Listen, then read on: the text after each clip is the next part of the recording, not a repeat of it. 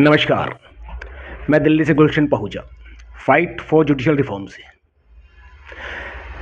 हम इस बात को कई बार कहते रहे हैं कि आज की डेट में ये अदालत न्यायालय नहीं है, यहाँ पे न्याय नहीं होता, मामलों को लंबा किया जाता है या निपटाया जाता है।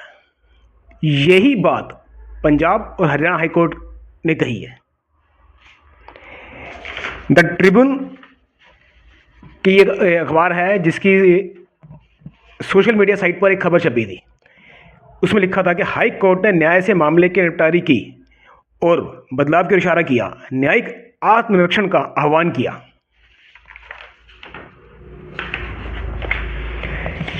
इसमें उन्होंने लिखा कि न्यायालय में अधीनस्थ न्यायपालिका में न्यायाधीशों को यह भी याद दिलाया कि उन्हें अपने प्राथमिक कर्तव्य से मुंह नहीं मोड़ना चाहिए। प्राथमिक कर्तव्य क्या? मतलब कि न्याय करना, ना कि निपटारा करना, ना कि तारीख देना। यह देखते हुए कि बढ़ते बकाया मामलों में एक ऐसी मानसिकता को जन्म दिया है जहां हम में से अधिकांश अब न्याय देने की बजाय मामलों के निपटारे में रुचि रखते हैं। हम में से मतलब कि जज न्याय की तरफ नहीं होते, वो कहते हैं कि मामला निपटे और जान छूटे। पंजाब और हरियाणा उच्च न्यायालय के न्यायमूर्ति विक्रम अग्रवाल ने न्यायिक आत्मनिरीक्षण का आह्वान किया है, यह स्पष्ट करते हुए कि जल्दबाजी न्याय को दबा नहीं सकती। जल्दबाजी कहाँ हो रही है? जिस मामले की बात कर रहे हो उसी को 5 साल हो गए। न्यायालय ने अधीनस्थ न्यायपालिका के न्यायाधीशों को यह भी याद दिलाया कि उन्हें अपने प्राथमिक कर्तव्य से मुंह नहीं मोड़ना चाहिए। हम तो कब से कहते आ रहे हैं। न्यायमूर्ति अग्रवाल ने जोर देकर कहा, हमें यह नहीं भूलना चाहिए कि हमें पक्षों के अत्यंत महत्वपूर्ण अधिकारों से निपट रहे हैं और हमारा पहला और सबसे बड़ा कर्तव्य न्याय प्रदान करना है। होता नहीं है यहाँ पे। हमें अपना सिर झुकाकर और किसी भी अन्य चीज से ज्यादा वादियों के महत्वपूर्ण अधिकारों से सावधानीपूर्वक निपटना चाहिए।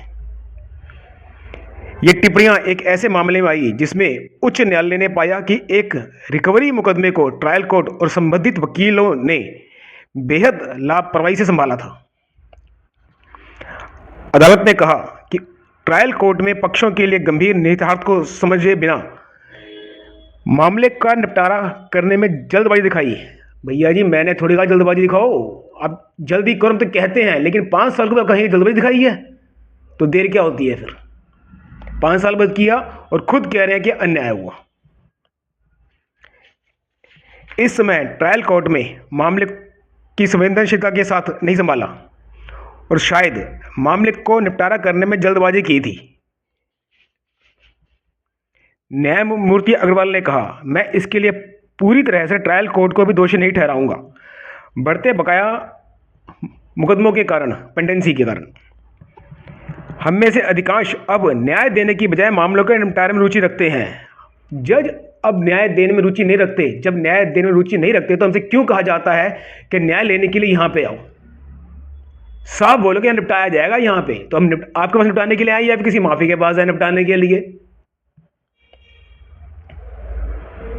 यह मुकदमा लगभग 5 साल पुराना था और ऐसा प्रतीत होता है कि संबंधित अदालत ने किसी भी पक्ष के लिए निर्णय के निहितार्थ को समझे बिना एक पुराने मामले का निपटारा करने का दबाव महसूस किया होगा।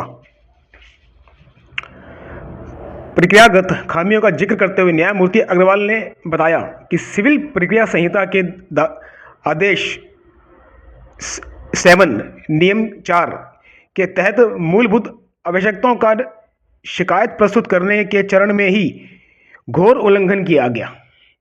वादी द्वारा भरोसा किए गए दस्तावेजों की एक सूची में दर्ज किया जाना था और शिकायत प्रस्तुत करने के समय उन्हें अदालत में पेश किया जाना था। हालांकि रिकॉर्ड से पता चलता है कि ऐसा कोई अभ्यास नहीं किया गया। अदालत ने इसे अदालत और उसके कर्मचारी की ओर से पहली चूक करार दिया।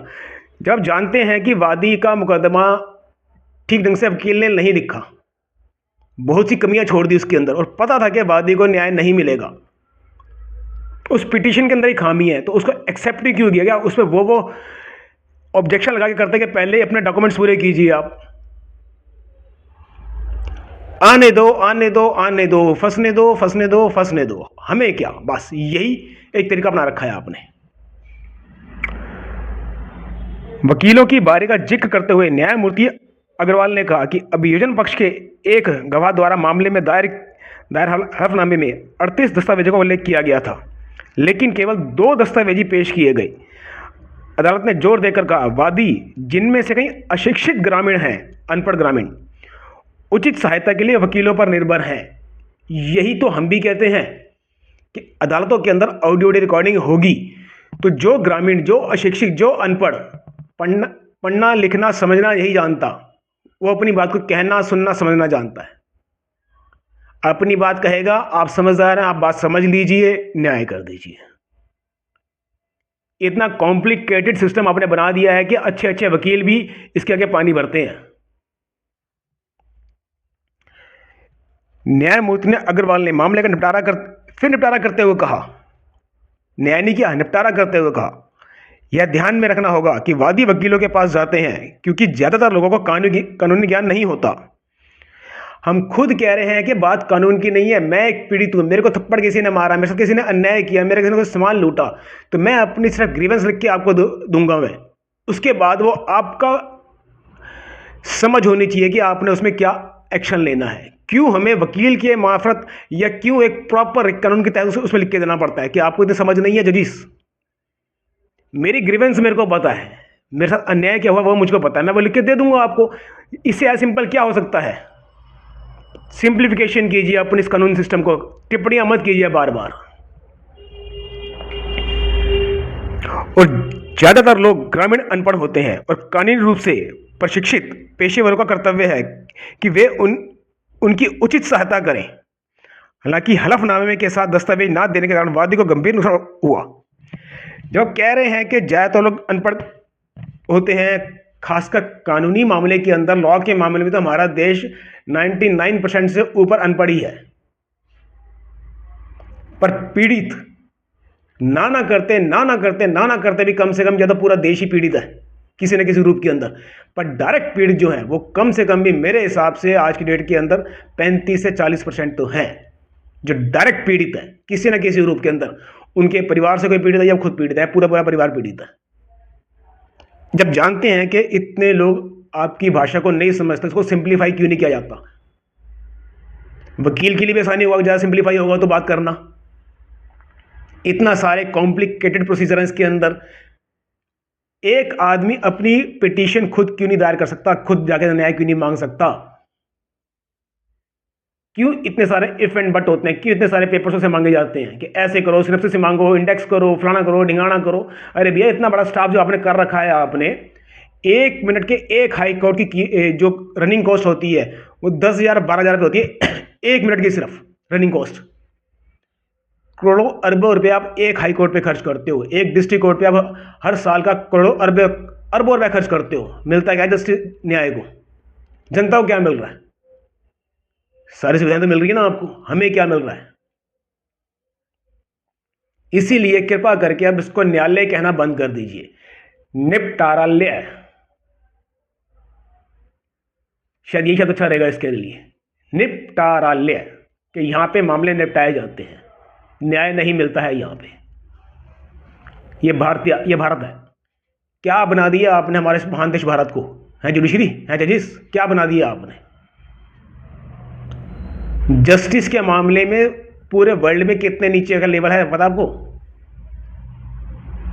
कौन सी एक विकसित देश है जो हमारे देश के न्यायालय पे भरोसा करेगा? पीड़ित जिसको यहाँ के लूबोस का बेनिफिट चाहिए, वो कंपनी यहाँ पे आती भी है और सब कुछ करती हैं, लोग आते भी हैं, पर जस्टिस कब मिलेगा? ये